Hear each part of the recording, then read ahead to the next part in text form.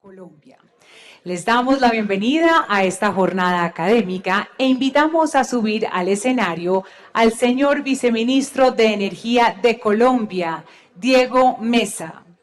Bueno, muy buenas tardes a todos. Es un honor estar aquí en este segundo congreso de Gasnova. Un agradecimiento especial al presidente de Gasnova, el doctor Alejandro Martínez, por la invitación.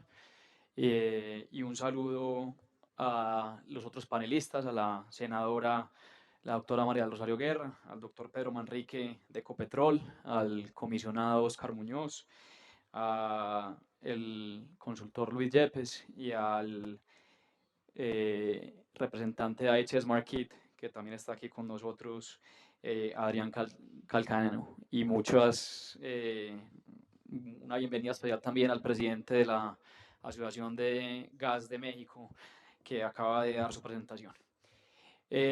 A mí me pidieron que hablara del mercado internacional de GLP y el mercado colombiano, entonces traigo una presentación que está dividida exactamente en esas dos temáticas.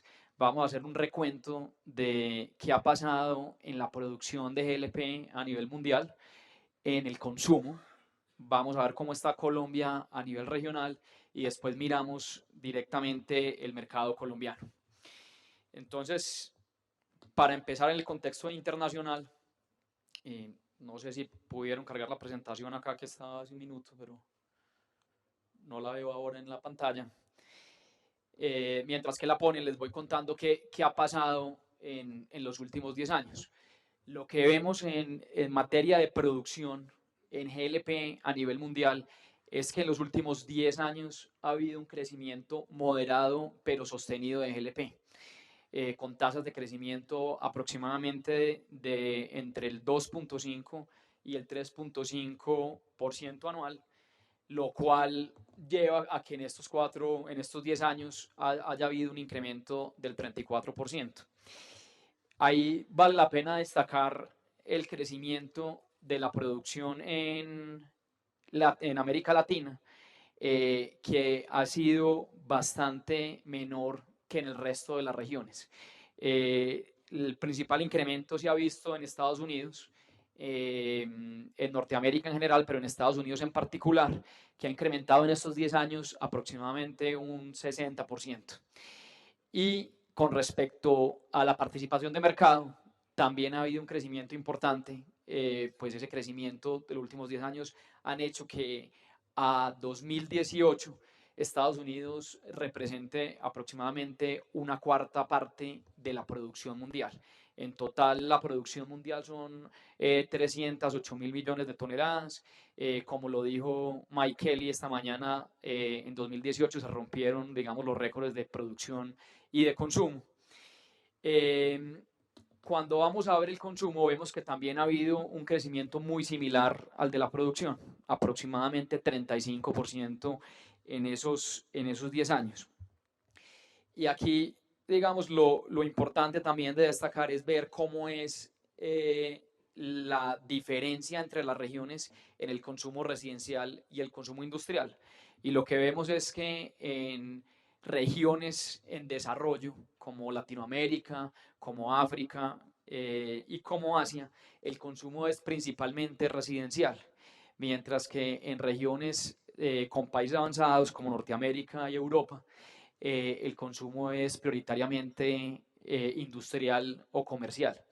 Y digamos que esto también tiene que ver, cuando empieza uno a mirar los números, tiene que ver también con que haya un exceso de producción en estos países. Y esto seguramente ahorita lo podemos discutir sobre todo con IHS, pero lo que vemos es una diferencia en la disponibilidad a pagar por parte de los usuarios residenciales contra los usuarios industriales o comerciales. Entonces, por lo general hay una diferencia en el precio que pagan esos dos segmentos del mercado. Cuando vamos al mercado regional en América Latina, vemos que aunque ha habido un incremento menor que el promedio mundial en estos 10 años, sí vemos que ha habido una disminución en la producción. lo cual hace que haya una media de importación en estos países de aproximadamente 10%, y ahora lo vamos a ver en un talle desagregado. O sea que esa tendencia de la que nos hablaron hace unos minutos en México, de que ha habido más importación, no es solamente una tendencia de México, pero es una tendencia regional de América Latina. Y aquí, como les explicaba antes, cuando desagregamos los números de consumo, vemos que más de 2/3 se va para el uso residencial, seguido por el industrial. De los principales países de América Latina, vemos que solamente Argentina, que es gran productor, es autosuficiente. En México, estas cifras son de 2017, en ese momento México importaba aproximadamente el 50%, ya oímos que las cifras a corte de 2019 están en un 60% de importación, y cuando vemos el caso de Colombia, vemos que a 2017 estábamos importando aproximadamente el 10%. Colombia, digamos que es bastante volátil los números de importación, que estábamos revisando qué ha pasado en 2019, y vemos que mientras que en el primer semestre hubo una importación de casi un cuarto de la demanda nacional, a lo corrido de este semestre no ha habido mayores importaciones. Y eso se explica, digamos, por la disponibilidad de la oferta que hay de los diferentes campus y de las dos plantas de refinación. Entonces ahora, entrando a Colombia, es importante destacar que de la producción que hay, más o menos el 60% proviene de diferentes campos, mientras que un 40% aproximadamente viene del proceso de refinación. Y aquí tenemos el comportamiento el año pasado, lo que vemos viendo a corrido 2019 y la proyección a 2020. Y ahí vemos que hay algunos campos, como son el caso de Cusiana y Apiay, que se espera que salgan o que no nominen cantidades a partir de abril de 2020, pero entran otros campos que le hacen contrapeso a esas menores cantidades de estos dos campos. Cuando miramos cómo está distribuida la demanda nacional, aquí vemos que, parecido a lo que vemos a nivel regional, casi 2/3 o un poco menos de 2/3 se va para el uso residencial, seguido por el industrial con cerca del 20%.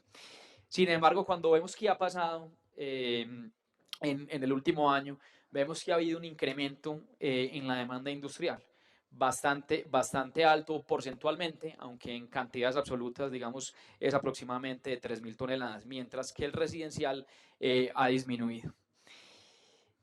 Y cuando vemos las proyecciones que tenemos en el ministerio a los próximos 3 años, encontramos, digamos, una situación que es preocupante desde el punto de vista de que para después de 2021, con la capacidad que hay hoy de importación, que es esa gráfica azul clara que ven ahí, y con la producción doméstica que tenemos hoy, no alcanzamos a cubrir la demanda esperada, inclusive sin tener el tema de autogás. La diferencia entre la línea negra y la línea morada es la proyección que tenemos del consumo de autogás o de GLP vehicular. Entonces, obviamente, con las declaraciones que hay en este momento de producción y con lo que se espera en los próximos 3 años, pues lo que esto generaría es una necesidad de importar más GLP en el corto plazo. ¿En qué estamos en este momento en el tema de redes? Ahora, cuando oíamos la presentación de México, oímos que cerca del 80% de las familias mexicanas usan GLP en sus casas. En Colombia estamos bastante lejos de ese número, estamos aproximadamente entre un 18 y 22% de las familias usan GLP para cocinar. Y comparándonos con otros países, digamos, de similar nivel socioeconómico como Brasil. Brasil creo que está cerca del 95-98%. Estamos bastante lejos. ¿Qué estamos haciendo? Pues aquí tenemos varias fuentes de financiación para incrementar la cobertura. En este momento, aproximadamente solo el 10% de los municipios del país, que son aproximadamente 130, tienen servicio de GLP por redes. Y eso solamente cubre 140.000 usuarios, son números bastante bajos. Solo para este año tenemos previsto conectar 23.500 nuevos usuarios a GLP por redes. Ahí tenemos fuentes de financiación, tanto el Sistema General de Regalías como inversión privada por, digamos, operadores de estos gasoductos, y adicionalmente se incluyó también un tema en el Plan Nacional de Desarrollo donde se puede también usar el fondo cuota fomento para este tipo de expansión, que es un tema que hay que reglamentar por la fuente de financiación de ese fondo, y es un tema que quedó por reglamentar del plan y tenemos que asegurarnos que se haga de una manera legalmente adecuada para poder usar ese fondo. ¿Qué más tenemos en el tema de GLP dentro de la política energética del país? Y es que los tres pilares que nosotros hemos definido, creemos que en cada uno de esos pilares el GLP tiene un rol importante.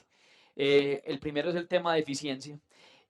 Aquí, digamos, el GLP, sobre todo en el tema vehicular, como lo mostraban ahora en la presentación de México, tiene una ventaja competitiva con respecto a los otros combustibles fósiles, en particular con los fósiles líquidos, porque tiene un periodo de retorno de la inversión bastante alto, y cuando uno compara un vehículo, el consumo, por ejemplo, de gasolina o de diésel, si se convierte a GLP, podría disminuir su costo de operación en cuanto al combustible en un 50%, con niveles de competitividad bastante parecidos a los del gas natural vehicular. Entonces, ahí en tema de eficiencia y de precios vemos una oportunidad importante. En el tema de confiabilidad de cobertura, ya voy a tocar qué se ha hecho en estos 12 meses de gobierno, pero ahí vemos que también el GLP puede ser una fuente importante para ayudarnos a cerrar la brecha de cobertura energética en el país, sobre todo en sustitución por leña. Y en el tema de sostenibilidad, pues hablando de sustitución, obviamente el GLP es un combustible mucho más limpio que usar leña o usar carbón para cocinar, que es lo que usan más de 1 millón de familias en el país. Ya les hablé del Plan Nacional de Desarrollo. Voy a detenerme un poco en el tema del autogás o el GLP vehicular. Ahí la oportunidad que vemos, según las proyecciones de la UME, es que en estos próximos 3 años se pueda hacer una conversión de aproximadamente 10.000 vehículos. Esos 10.000 vehículos implicarían un incremento en el consumo de LP de aproximadamente 4.000 toneladas al mes, pero digamos, si se continúa con esta implementación, las proyecciones de la UME a 2030 hablan de cerca de 18.000 toneladas al mes de GLP. O sea que es un incremento importante si logramos implementar de una manera exitosa todo el tema de autogás, que digamos el ministerio ha venido trabajando fuertemente y estamos prontos a expedir las resoluciones finales para que el autogás pueda ser usado en todo el territorio colombiano. En otros usos, vale la pena también destacar que en el parque de generación eléctrica, de los 22 proyectos que entraron en la subasta del cargo por confiabilidad que se realizó en febrero de este año, tuvimos 3 proyectos por primera vez que están respaldados con GLP, tanto en la costa atlántica en Termocaribe como en la costa pacífica Termosolo. Ahí esperamos que haya un incremento de cerca de 508 toneladas de GLP al año de estos 3 proyectos térmicos.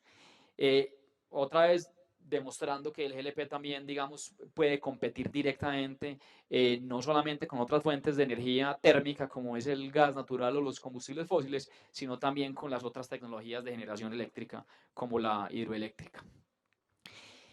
Otro tema importante para continuar con la expansión de GLP es el tema de subsidios. En este momento en el país hay 5 departamentos que tienen proyectos piloto de subsidios a GLP en cilindros.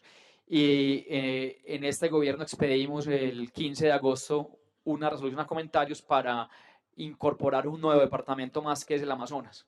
Y la idea es que en el próximo mes, mes y medio, dejemos en firme esa resolución para también poder subsidiar el consumo de GLP, llegando así a 6 departamentos en todo el territorio nacional. Entonces, nuestros retos principales en lo que nos queda de administración es continuar con la expansión de cobertura de GLP, terminar la implementación de autogás, que es un tema que se ha venido, digamos, demorando, pero que en este gobierno nos propusimos la meta de tener la regulación lista en 2019, creemos que va a ser inclusive en este trimestre.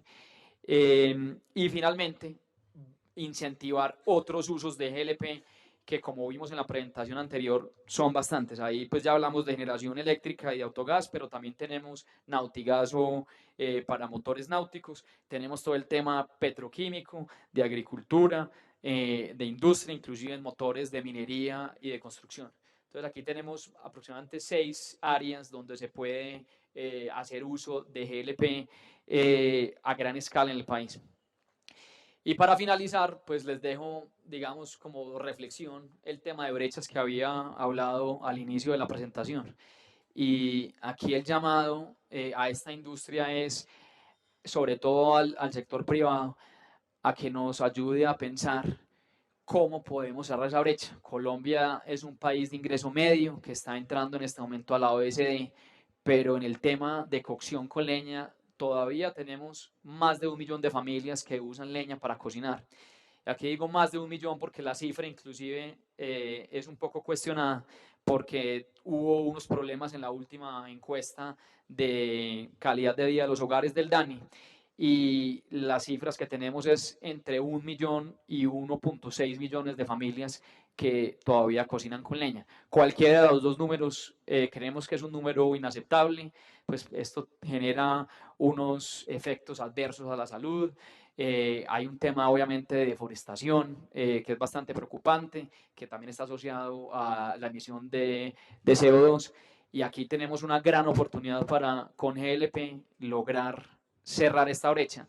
Desde el ministerio, dadas las limitaciones fiscales que tenemos, el gobierno nacional, tenemos una meta de 100.000 nuevas familias que sustituyamos la cocción de leña, pero creemos que podemos ser mucho más ambiciosos.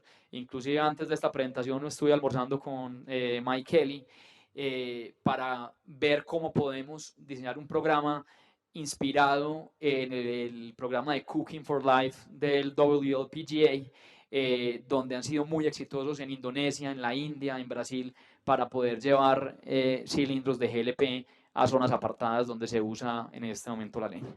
Entonces, con eso cierro la presentación y le doy paso al panel que tenemos actualmente. Muchas gracias.